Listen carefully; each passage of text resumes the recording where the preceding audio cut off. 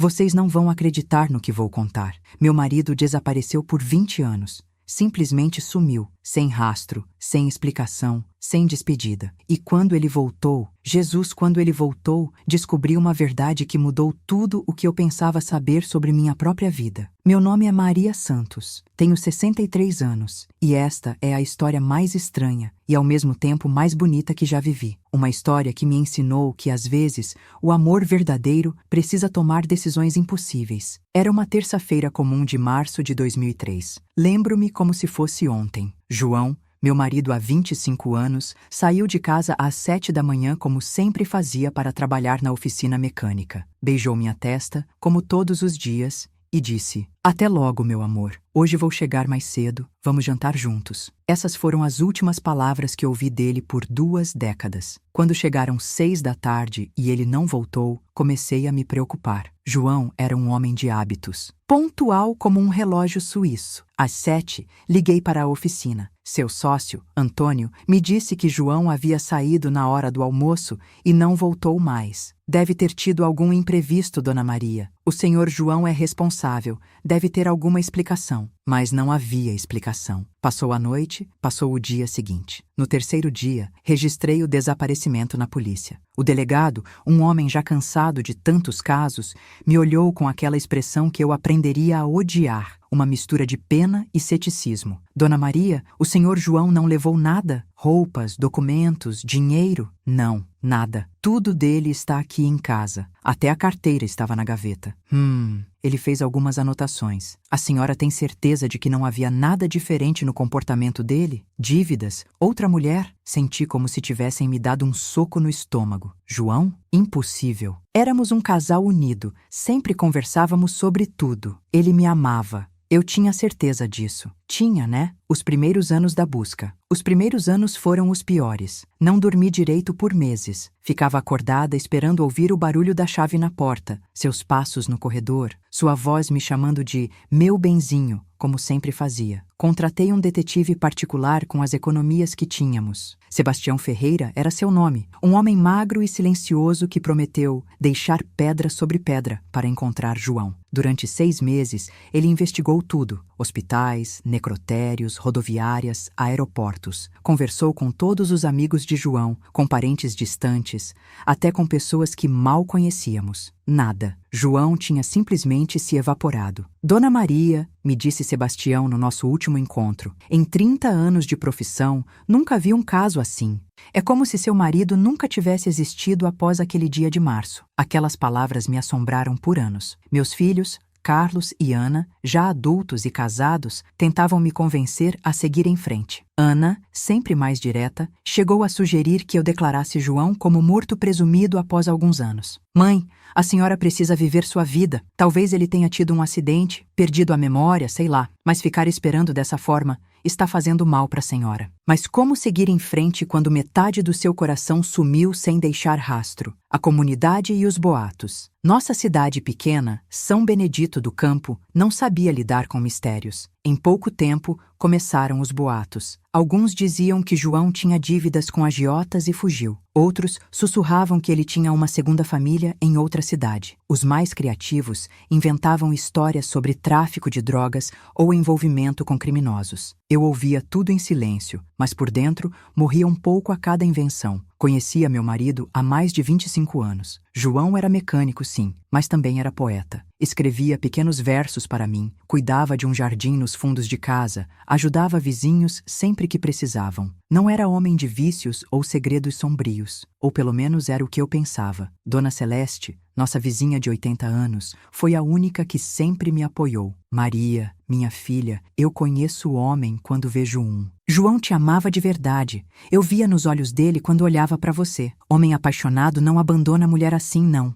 Alguma coisa aconteceu com ele, você vai ver." Essas palavras me davam força para continuar. A rotina da espera. Com o tempo, desenvolvi uma rotina estranha. Todas as manhãs, preparava café para 2. Deixava a xícara de João na mesa por alguns minutos, antes de guardar. Era minha forma de começar o dia lembrando que ainda havia esperança. Mantive tudo exatamente como ele deixou. Suas roupas no armário, seus sapatos na entrada, até mesmo a revista de carros que ele estava lendo permaneceu aberta na página onde parou. Meus filhos achavam que eu estava ficando maluca, mas era a única forma que conseguia me manter inteira. Passei a trabalhar numa loja de tecidos no centro da cidade. Não precisava do dinheiro. João havia deixado algumas economias e a oficina continuou funcionando com Antônio, mas precisava me ocupar. Ficar em casa sozinha com todas aquelas memórias estava me consumindo. Na loja, as clientes às vezes perguntavam sobre João. No início, eu explicava tudo, na esperança de que alguém tivesse alguma informação. Com o tempo, aprendi a responder apenas: ele está viajando a trabalho, ou está cuidando de uns negócios em outra cidade. Era mais fácil mentir do que ver aquele olhar de pena que as pessoas faziam quando descobriam a verdade. Os sinais. Por volta do 5º ano, comecei a notar coisas estranhas. Pequenas coisas que poderiam ser coincidência, mas que me faziam questionar se estava ficando louca ou se havia algo mais por trás do desaparecimento de João. Uma vez por mês, sempre na primeira segunda-feira, encontrava flores no túmulo da minha mãe. Sempre margaridas brancas, as flores favoritas de João. Perguntei ao coveiro, seu Raimundo, mas ele jurava que nunca viu ninguém deixando flores lá. Dona Maria, eu cuido deste cemitério há 20 anos. Conheço todo mundo que vem aqui. Essas flores aparecem como se fossem deixadas por fantasma. Comecei a ir ao cemitério na primeira segunda de cada mês. Chegava bem cedo e ficava observando à distância. Nunca vi ninguém, mas as flores sempre apareciam. Outra coisa estranha, nossa conta no banco recebia, também mensalmente, um depósito de R$ 500,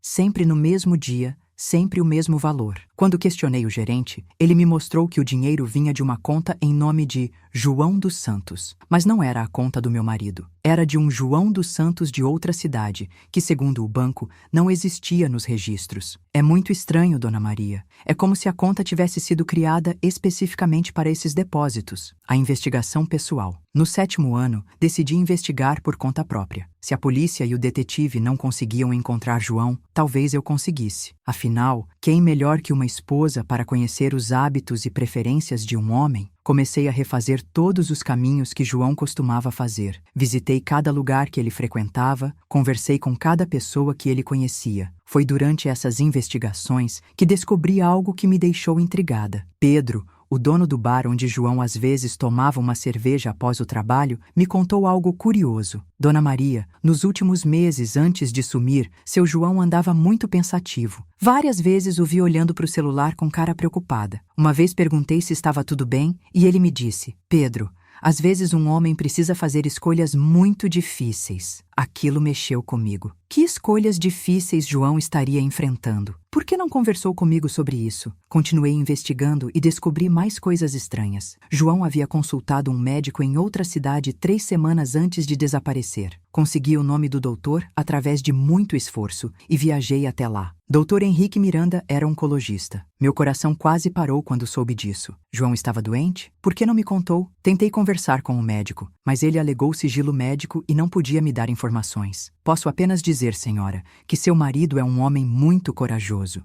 Não era. Ele não usou o tempo passado. A década perdida. Os anos seguintes se misturaram numa rotina de trabalho, saudade e esperança que ia e vinha como maré. Envelheci rapidamente. Meus cabelos ficaram completamente brancos. Rugas se formaram ao redor dos meus olhos. Rugas de quem chorou demais e sorriu de menos. Meus filhos continuavam me pressionando para seguir em frente. Carlos chegou a me apresentar um senhor viúvo da igreja. Um homem bom que poderia me fazer companhia. Quase tivemos uma briga séria por causa disso. Mãe, já fazem 10 anos. A senhora precisa aceitar que ele não vai voltar. Eu não aceito porque no fundo do meu coração sei que ele está vivo. Respondi. E enquanto eu sentir isso, vou continuar esperando. Ana tentava ser mais sutil, mas também estava preocupada comigo. Mamãe, a senhora está vivendo para um fantasma. Precisa cuidar da sua saúde, da sua vida. O que adianta esperar se essa espera está matando a senhora aos poucos? Talvez ela tivesse razão. Talvez eu estivesse me matando aos poucos. Mas era a única forma de viver que eu conhecia. Os sonhos. A partir do 10º ano, comecei a ter sonhos estranhos com João. Não eram sonhos comuns de saudade. Eram sonhos muito vívidos,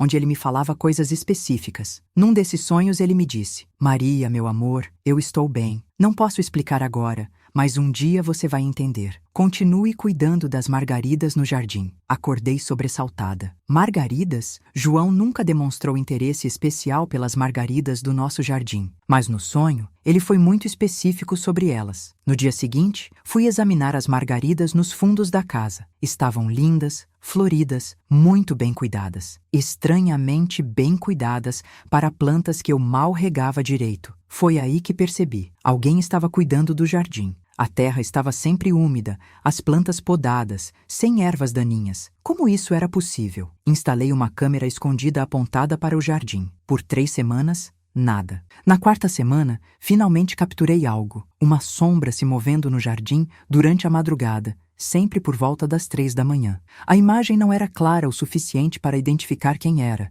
mas dava para ver que era uma pessoa de estatura média, se movendo com cuidado e carinho entre as plantas. O primeiro encontro. Decidi ficar acordada e esperar. Na madrugada de uma quinta-feira, ouvi ruídos no jardim. Meu coração disparou. Peguei uma lanterna e fui até a janela dos fundos. Vi uma figura curvada sobre as margaridas. No escuro parecia familiar, mas não conseguia ter certeza. Abri a janela devagar, tentando não fazer barulho. Quem está aí? Perguntei em voz baixa. A figura se endireitou rapidamente e correu para o fundo do quintal, sumindo na escuridão. Mas naquele momento, naqueles poucos segundos, juro que vi o perfil de alguém que conhecia muito bem. João? Gritei. João? É você? Silêncio. Apenas o barulho dos grilos e do meu coração batendo descompassado. Corri para o jardim, procurei por toda parte. Não havia ninguém, mas no chão, perto das margaridas, encontrei algo que me fez chorar. Uma pequena folha de papel com um verso escrito à mão. Para minha flor mais bonita, que espera com paciência infinita. Saiba que meu amor não morreu e que meu coração sempre foi seu. Era a letra de João. Eu conhecia aquela caligrafia como a palma da minha mão. Ele estava vivo, estava ali, cuidando do jardim,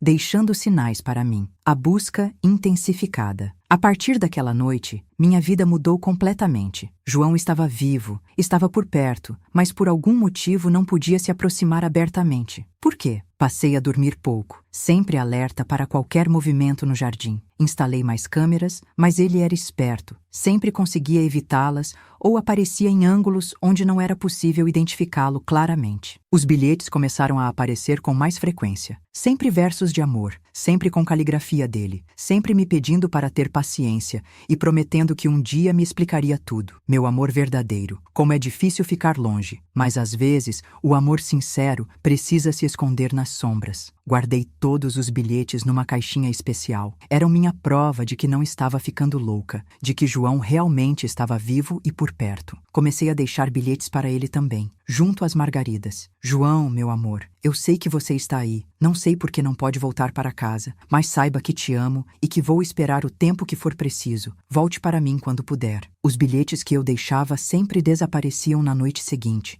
confirmando que ele os lia. A revelação parcial. No 15º ano de espera, aconteceu algo que mudou tudo. Eu estava passando mal, uma gripe forte que me deixou de cama por uma semana. Na 3ª noite de febre alta, acordei com o barulho de alguém mexendo na cozinha. Pensei que fosse Ana, que tinha chave de casa e às vezes vinha me visitar sem avisar. Mas quando consegui me levantar da cama, quase desmaiei com o que vi. Era João, mais velho, cabelos grisalhos, mais magro, mas era ele. Estava preparando um chá, como costumava fazer quando eu ficava doente. João? Murmurei, achando que estava tendo alucinação por causa da febre. Ele se virou e me olhou com aqueles olhos que eu amava tanto. Havia tristeza ali, uma tristeza profunda que eu nunca tinha visto antes.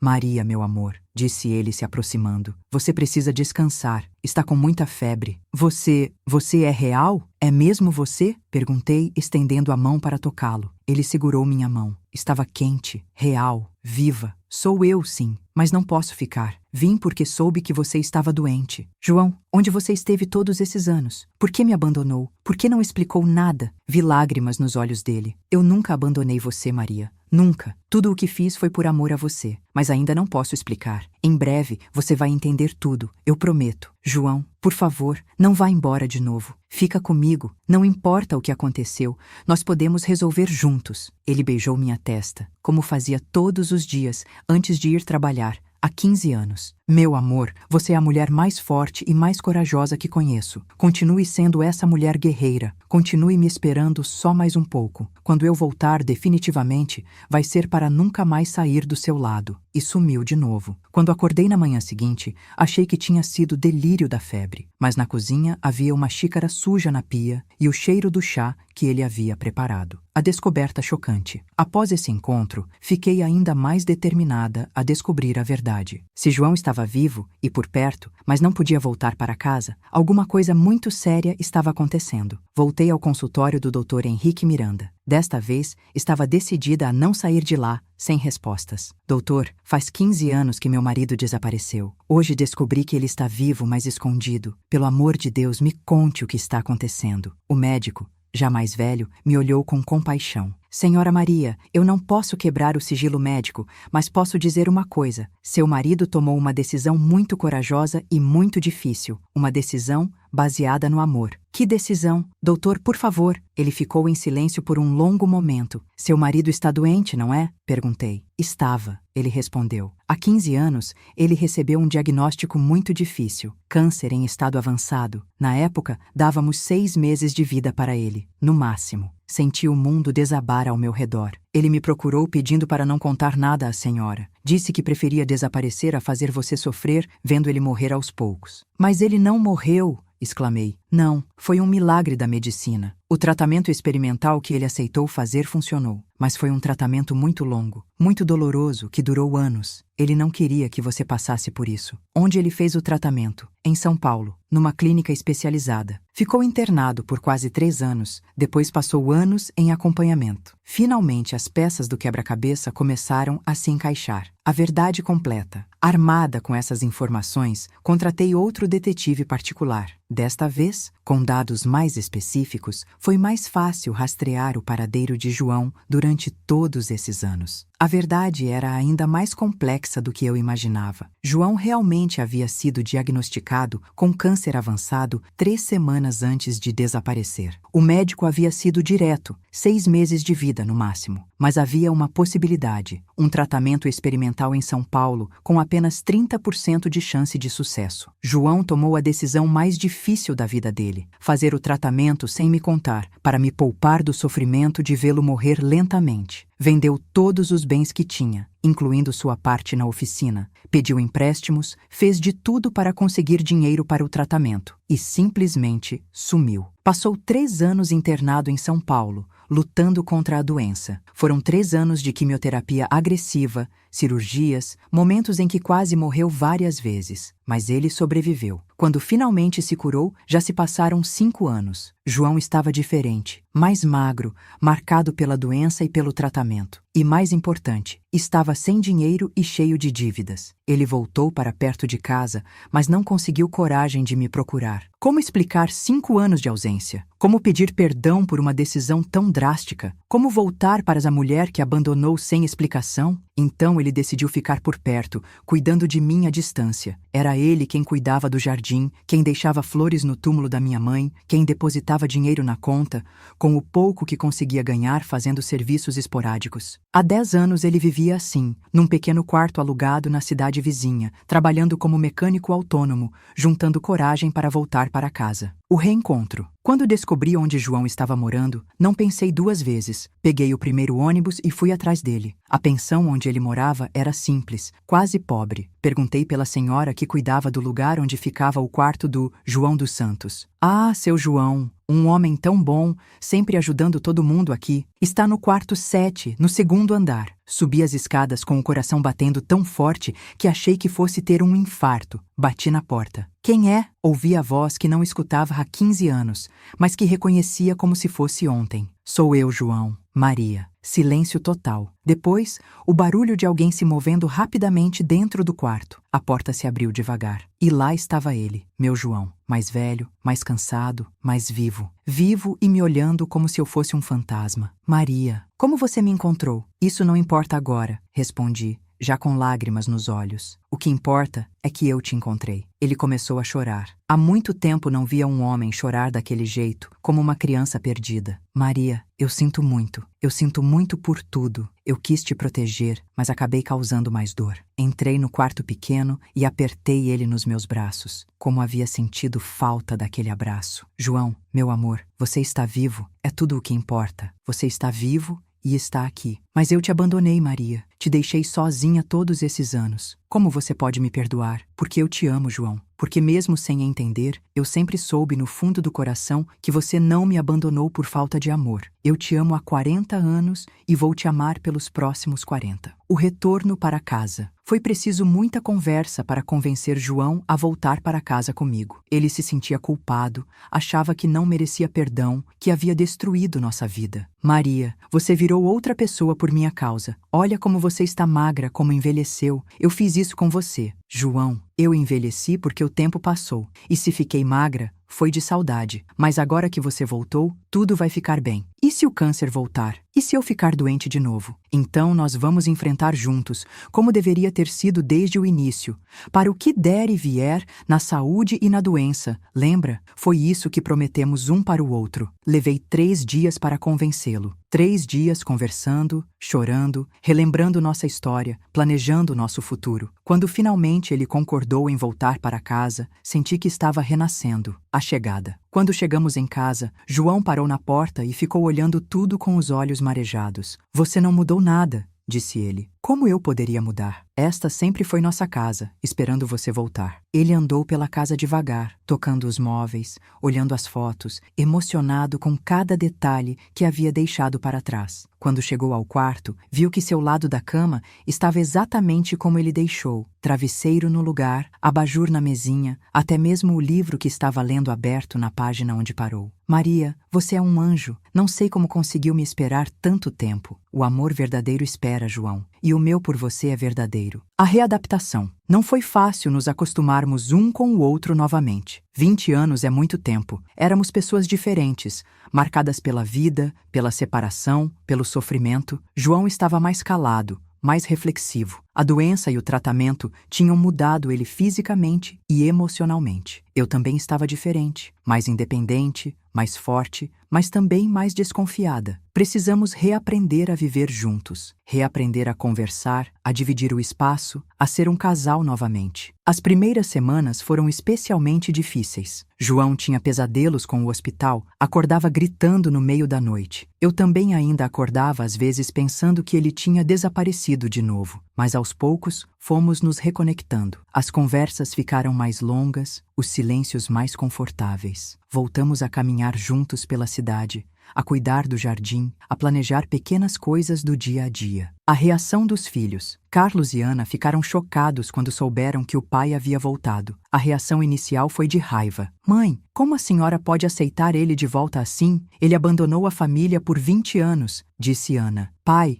o senhor fez a mãe sofrer todos esses anos. Ela quase enlouqueceu de preocupação, acrescentou Carlos. Mas quando João contou a verdade sobre a doença, sobre o tratamento, sobre os motivos que o levaram a tomar aquela decisão, aos poucos eles foram entendendo. Pai, mas por que não contou para nós? Por que enfrentou tudo sozinho? Porque eu quis proteger vocês, principalmente sua mãe. Achei que seria melhor vocês me lembrassem vivo e saudável do que me verem morrer aos poucos. Mas nós somos uma família, pai. Família enfrenta as coisas juntas. Foi preciso tempo e muitas conversas para que eles aceitassem completamente o retorno do pai. Mas o amor falou mais alto. Hoje, passados 3 anos do retorno de João, somos uma família unida novamente. O presente hoje, tenho 63 anos e João tem 67. Estamos casados há 48 anos, sendo que 20 passamos separados. Mais estranho é que sinto como se não tivéssemos perdido um dia sequer. João voltou a trabalhar como mecânico,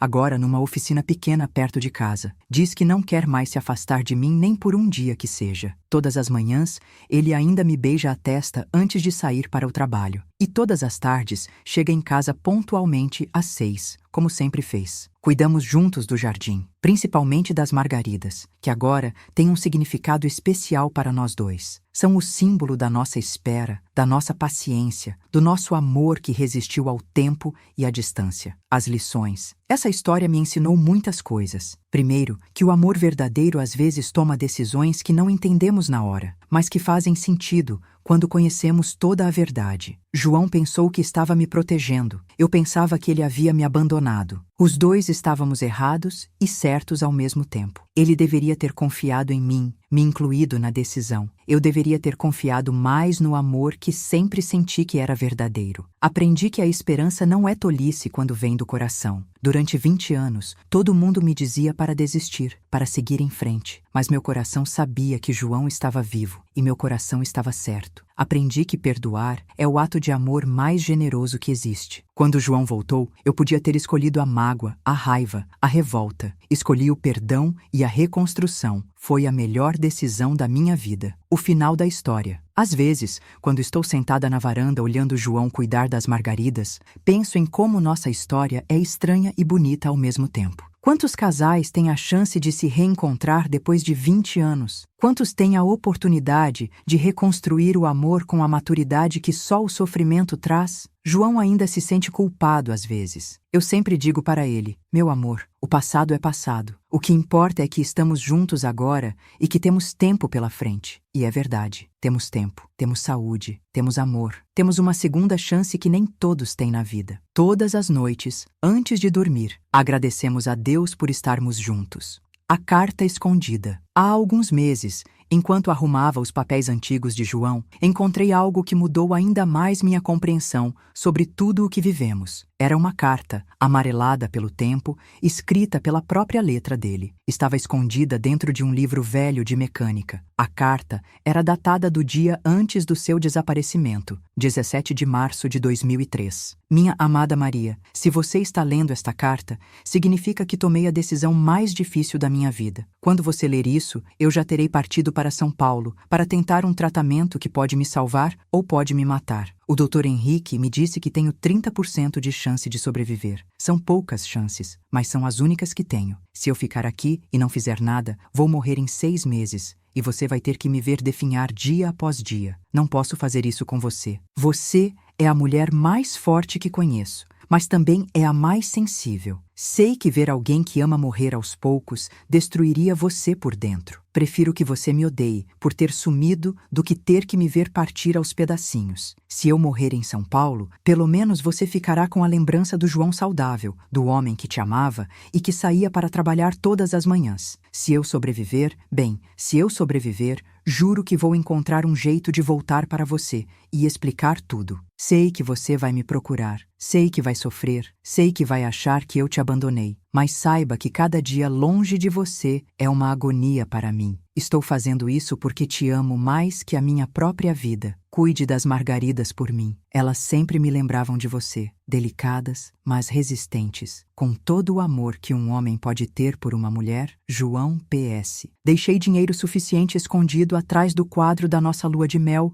para você não passar necessidade enquanto eu estiver fora. Use sem culpa. Quando terminei de ler a carta, chorei como não chorava há anos. Não eram lágrimas de tristeza, eram lágrimas de compreensão total. João havia planejado tudo com tanto cuidado, tanta preocupação comigo. Fui procurar atrás do quadro da nossa lua de mel. Lá estava um envelope com 50 mil reais, uma quantia considerável para a época. João havia vendido seu carro, suas ferramentas pessoais, até mesmo um terreno que herdou do pai, tudo para garantir que eu ficasse bem durante sua ausência. O dinheiro encontrado. Mostrei a carta e o dinheiro para João. Ele ficou surpreso. Você nunca procurou atrás do quadro todos esses anos? Nunca passou pela minha cabeça. Você sempre escondeu coisas nos lugares mais óbvios, respondi, sorrindo através das lágrimas. Esse dinheiro era para você não passar necessidade. Por que não usou? porque não sabia que existia, e mesmo que soubesse, não sei se conseguiria usar. Seria como aceitar que você não ia voltar. João me abraçou forte. Maria, você é incrível. Mesmo sem saber, você provou que nosso amor era mais forte que qualquer dificuldade material. Decidimos usar esse dinheiro de uma forma especial. Reformamos nossa casa, não para mudar o que já estava bom,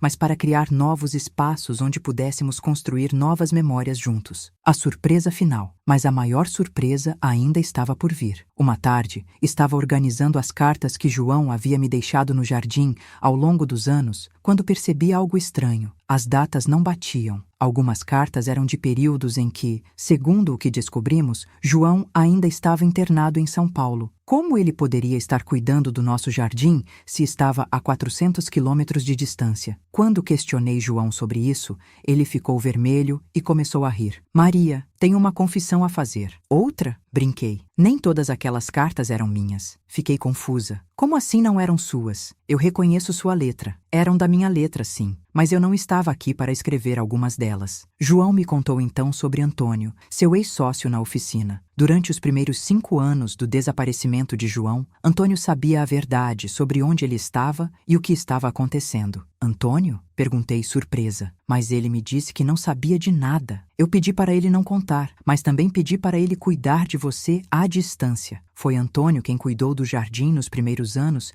seguindo minhas instruções por telefone. Eu mandava cartas para ele e ele copiava com minha letra e deixava entre as plantas. Quer dizer que Antônio sabia de tudo esse tempo todo? Sabia. E sofreu muito por ter que mentir para você. Várias vezes ele me ligou chorando, dizendo que você estava muito mal, que eu deveria contar a verdade, mas eu sempre pedia mais um pouco de tempo. Fiquei emocionada. Antônio, que eu considerava apenas o sócio do meu marido, havia sido nosso anjo da guarda todos esses anos, cuidando de mim sem que eu soubesse, guardando um segredo que devia estar matando ele por dentro. O encontro com Antônio. No dia seguinte fomos procurar Antônio. Ele ainda morava na mesma casa de sempre, mas havia envelhecido muito. Quando nos viu chegando, começou a chorar. Dona Maria, me perdoa. Me perdoa por ter mentido para a senhora todos esses anos. Antônio, você não tem nada para pedir perdão. Você cuidou de mim quando meu próprio marido não podia fazer isso. Mas eu mentia toda vez que a senhora perguntava sobre o João. Eu via o sofrimento da senhora e não podia fazer nada. Você fez o que pode, e fez muito mais do que era obrigado. Antônio nos contou detalhes que eu não conhecia. Como ele ia ao cemitério deixar flores no túmulo da minha mãe, seguindo instruções de João. Como ele criou aquela conta falsa no banco para depositar dinheiro para mim, dinheiro que João conseguia trabalhando em São Paulo e mandava para cá. O João me ligava toda semana, chorando, perguntando como a senhora estava. Eu tentava dar notícias boas, mas às vezes não conseguia esconder que a senhora estava sofrendo muito. Por que vocês não me contaram a verdade? Porque o João tinha muito medo que a senhora fosse para São Paulo e presenciasse todo o sofrimento dele. Ele passou por coisas muito difíceis, Dona Maria. Quase morreu várias vezes. Não queria que a senhora visse aquilo. A reconciliação com Antônio havia carregado esse peso sozinho por 20 anos. Ele, que sempre foi um homem simples e honesto, teve que mentir constantemente para proteger o segredo do melhor amigo. Antônio, disse João, você foi o melhor amigo que um homem poderia ter. Cuidou da minha mulher, cuidou dos meus segredos, aguentou toda a pressão sozinho. Era o mínimo que eu podia fazer, João. Vocês sempre foram como família para mim. A partir daquele dia, Antônio voltou a fazer parte da nossa vida. Jantava conosco aos domingos, cuidava do jardim junto com João, contava histórias dos tempos da oficina. Era como se tivéssemos recuperado não apenas nosso casamento, mas também nossa antiga família de amigos, os netos e a história. Nossos netos, filhos de Carlos e Ana, ficaram fascinados com nossa história. Para eles, que vivem numa época de relacionamentos rápidos e descartáveis, a ideia de um amor que resistiu a 20 anos de separação parecia coisa de filme. Vovó, a senhora realmente esperou o vovô por 20 anos? Perguntou Mariana, nossa neta de 12 anos. Esperei, minha filha, porque quando você ama de verdade, a espera não é sacrifício, é esperança. E vovô, por que o senhor não contou para a vovó que estava doente? João sempre ficava emocionado com essas perguntas. Porque às vezes, minha netinha, a gente acha que está protegendo quem a gente ama, mas na verdade está complicando tudo. Hoje eu sei que deveria ter confiado na sua avó. Ela é mais forte do que eu imaginava. Decidimos contar nossa história para os netos com todos os detalhes. Queríamos que eles entendessem que o amor verdadeiro não é só romantismo. É decisão, é perdão, é reconstrução,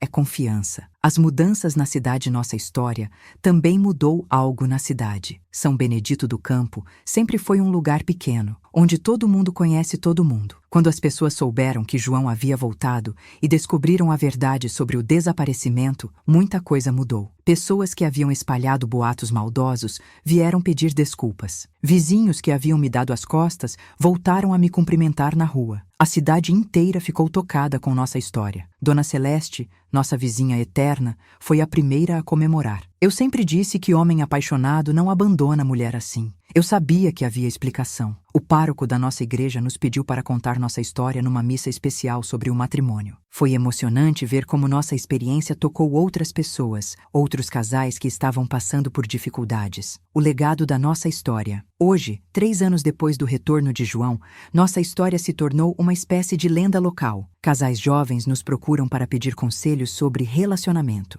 Pessoas que estão passando por crises conjugais querem saber como conseguimos nos perdoar e reconstruir tudo. Sempre digo a mesma coisa. O amor verdadeiro não é aquele que nunca enfrenta problemas.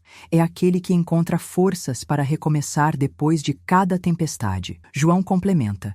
E é aquele que confia. Eu deveria ter confiado na Maria desde o início. A gente subestima a força de quem a gente ama. O hoje. Enquanto escrevo essas últimas linhas, estou sentada na varanda, vendo João cuidar das margaridas. É uma cena que me emociona todos os dias. Quantas vezes sonhei com esse momento durante os 20 anos de espera? Ele está mais lento agora. A idade e o tratamento cobraram seu preço. Mas suas mãos ainda são carinhosas com as plantas. Seus olhos ainda brilham quando me olham. Sua voz ainda me chama de meu benzinho todas as manhãs. Semana que vem, vamos comemorar nosso aniversário de casamento. Será nosso 48º aniversário oficial, mas decidimos comemorar também nosso 3º aniversário de recasamento. Para nós, é como se tivéssemos nos casado 2 vezes. Uma vez quando éramos jovens e ingênuos, outra quando éramos maduros e conscientes do valor do amor verdadeiro. A mensagem final. Se alguém que está ouvindo essa história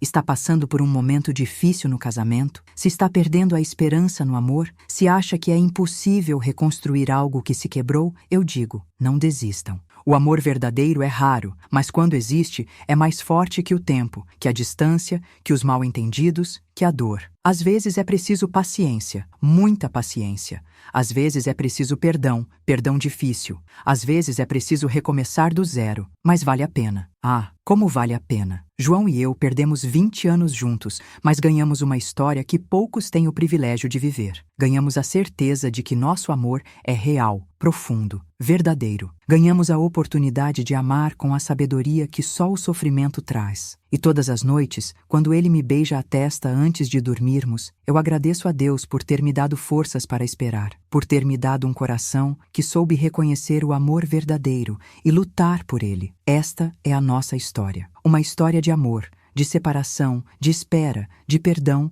e de recomeço. Uma história que prova que alguns amores são realmente para sempre. E se você me perguntar se eu esperaria tudo de novo, se tivesse que escolher, eu respondo sem hesitar, esperaria. 1000 vezes esperaria, porque 20 anos de saudade valeram por uma vida inteira de amor verdadeiro, ao lado do homem que escolhi para ser meu companheiro nesta jornada. Pausa longa, suspiro emocionado. E essa é a história do homem que voltou depois de 20 anos. A história de como o amor verdadeiro sempre encontra um jeito de voltar para casa. Fim do relato de Maria Santos, gravado em sua casa, em São Benedito do Campo, numa tarde ensolarada de outubro, enquanto João cuidava das margaridas no Jardim dos Fundos. Se esta história tocou seu coração como tocou o meu, deixe um like neste vídeo para que mais pessoas possam conhecer esta incrível história de amor e perseverança. Conte nos comentários. Você já passou por alguma situação onde precisou esperar por alguém que amava? Ou conhece alguma história parecida? Sua experiência pode inspirar outras pessoas que estão passando por momentos difíceis. E se você quer continuar ouvindo histórias reais e emocionantes como esta, se inscreva no canal Histórias que Aconteceram e ative o sininho das notificações. Toda semana eu trago uma nova história verdadeira que vai mexer com seus sentimentos e fazer você acreditar no poder do amor verdadeiro. Compartilhe este vídeo com alguém que precisa ouvir que vale a pena lutar pelo amor, que vale a pena ter esperança, que vale a pena acreditar que alguns finais felizes realmente acontecem na vida real. Muito obrigada por terem me escutado. Até a próxima história.